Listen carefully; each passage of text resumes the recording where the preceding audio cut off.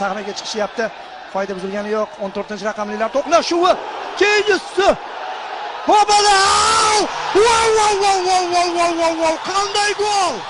Andijon time boshlandi. 4 ochko bilan Andijon turnir jadvali yetakchiga aylanib oladi. Qizig'i, gollar farqi shuning uchun ham kerak. Va gol! Boshnak 5-golni urdi. Davom ettirish mumkin, o'z ochilishi zarur. Andijon ichkariga uzatma, imkoniyat bor. Reveladze, zarba va gol! Qanday o'yin bu?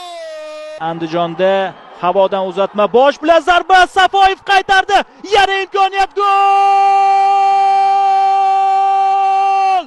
Andijon so'nggi soniyalarda gol urmoqda.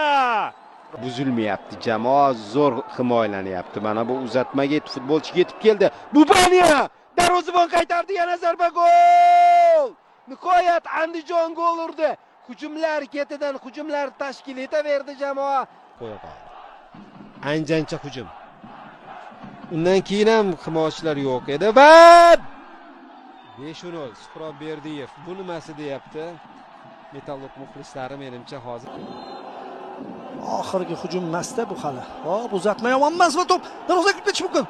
Va gol! Gol! Andijon gol uryapti!